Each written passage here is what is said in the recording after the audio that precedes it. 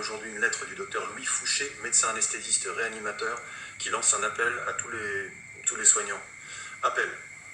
À quoi joue le gouvernement? À quoi jouent les médias? À quoi jouent les médecins? Quand réagissons-nous?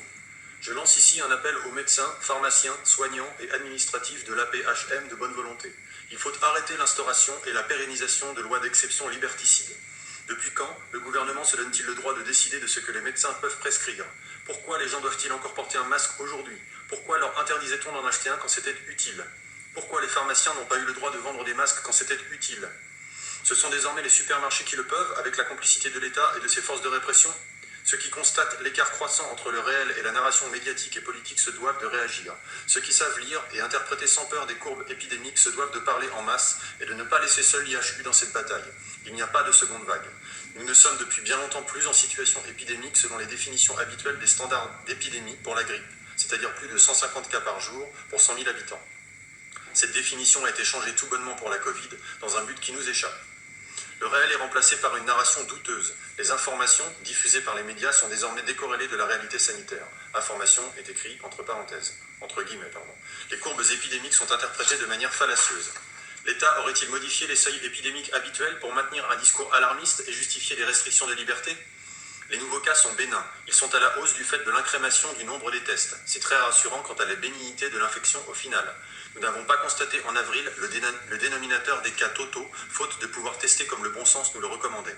Aujourd'hui, nous testons de manière quasi systématique sans rapport avec une quelconque symptomatologie. Nous trouvons simplement ce que nous nous sommes interdits de voir en mars, avril et en mai, le dénominateur et la foule des cas bénins. Tous les partisans de la thèse de l'immunité collective devraient s'en réjouir. Les hospitalisations en réanimation, les hospitalisations et les décès ne font que baisser tendanciellement.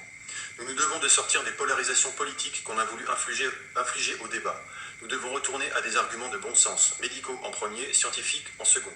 Merci à Jean-François Toussaint, à Alexandra Henrion-Claude, à Jean-Dominique Michel, à Didier Raoult, à Philippe Parola, à Jean-Christophe Lagier, à Christian Perronne et à tous les autres héros que j'oublie. La science, la médecine et la politique sont ternis de tant de conflits d'intérêts et de corruption. Le nous de nos concitoyens va mal. Nous devons réinformer et réouvrir l'espace du dialogue et du débat quand il se ferme. Il y a aujourd'hui plus de morts quotidiens de suicide que de Covid. Les soignants doivent réagir. Nous devons libérer nos concitoyens, veiller à leur santé. Nous avons tous prêté serment. Chaque jour, il meurt en moyenne en France 1671 personnes, selon Santé publique France.